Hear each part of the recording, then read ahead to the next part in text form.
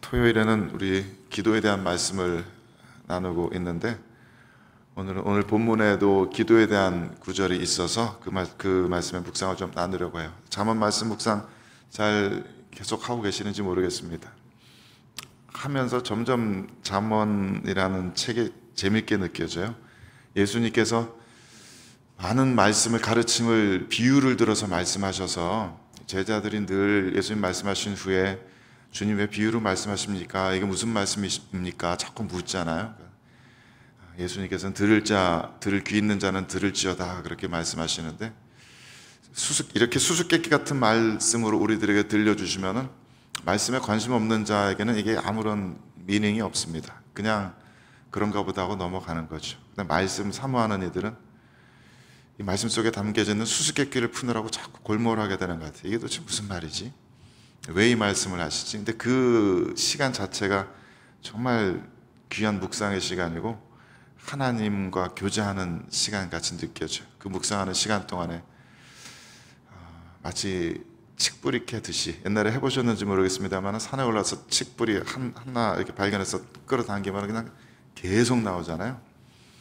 그런 것 같이 하나님의 말씀에 어떤 그 뿌리 하나 붙들고 그 잡아당기다 보면 계속해서 진리의 말씀의 아름다운 것들이 계속 끝도 없이 나오는 것 같습니다. 그래서 이 잠언 말씀 묵상이 요즘 점점 더 재밌어지네요.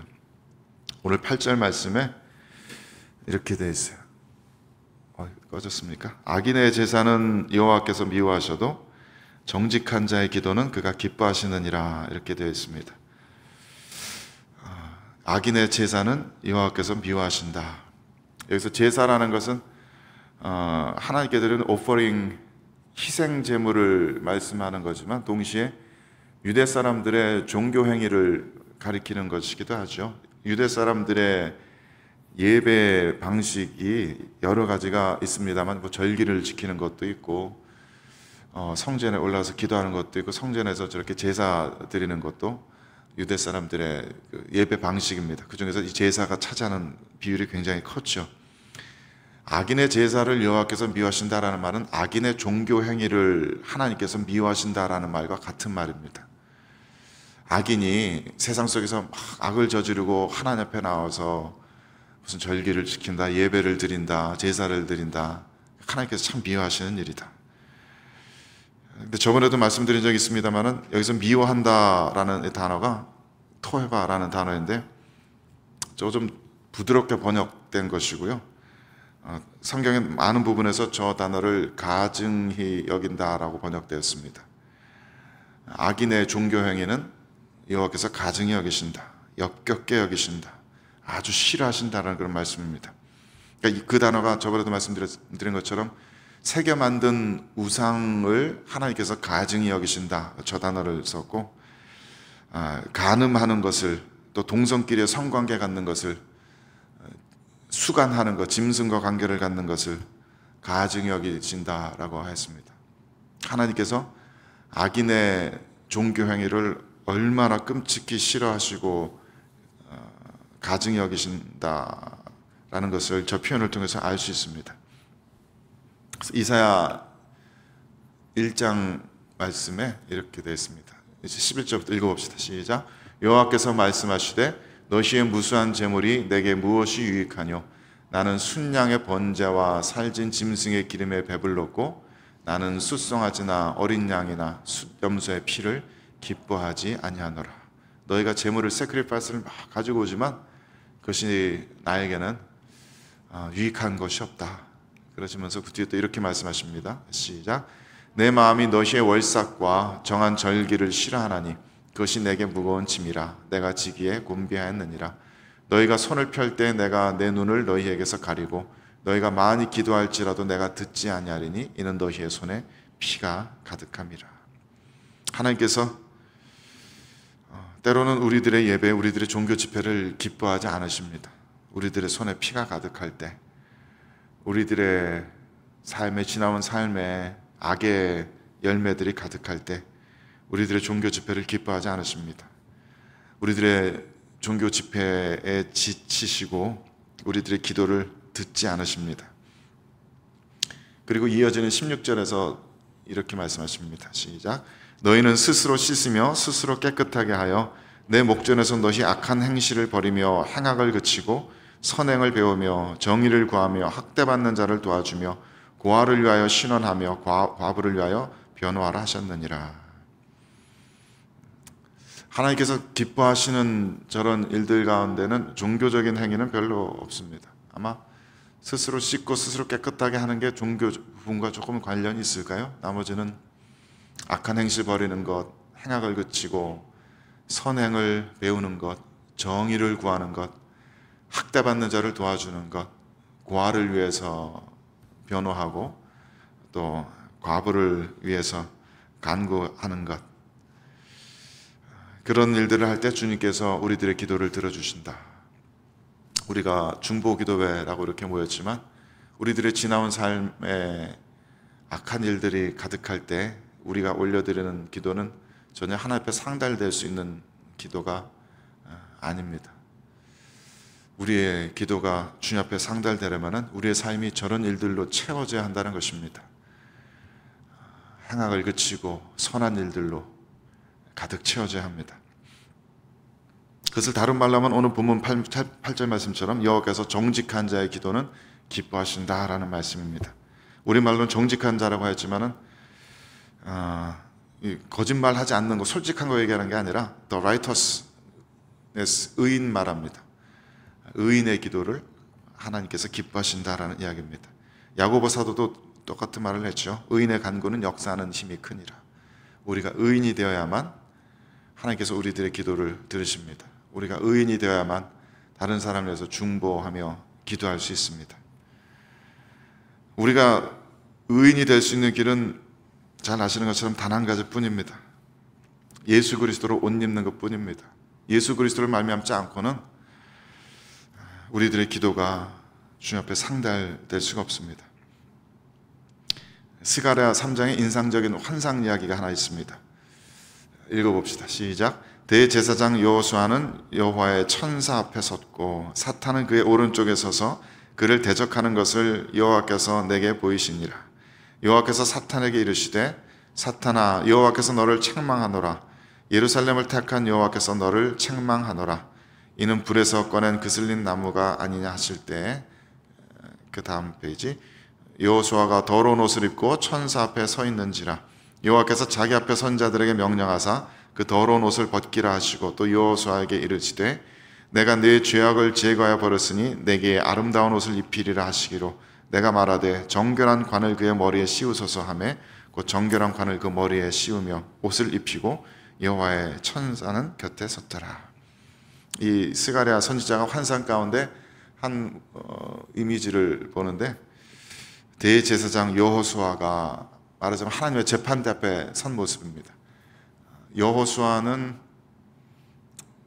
그릭식으로 읽으면 제슈아입니다. 예수입니다. 동시에 대제사장이기 때문에 이스라엘을 대표하는 인물입니다. 아마도 스가랴가 이 환상을 보았을 때는 대제사장 여호수아가 이스라엘을 예표하는 자로 보였을 겁니다. 온 이스라엘을 예표하는 자가 하나님 앞에 섰을 때 그가 입은 옷이 매우 더럽습니다. 불에서 꺼낸 그슬린 나무같이 아주 시커멓고 더럽고 추합니다. 사탄이 그것을 가지고 공격을 했겠죠. 하나님 보십시오. 이 자가 얼마나 더러운가 보십시오. 이 자의 지나온 삶이 얼마나 추악하고 얼마나 죄 가운데 뒹굴다 왔는지 보십시오. 사탄이 그렇게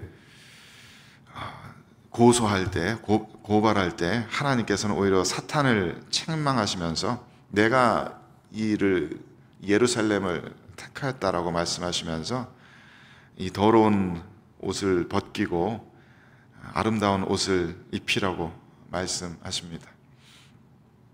그 옆에서 지켜보던 스가랴가 관도 씌우시옵소서, 정결한 관도 그 머리에 씌우시옵소서.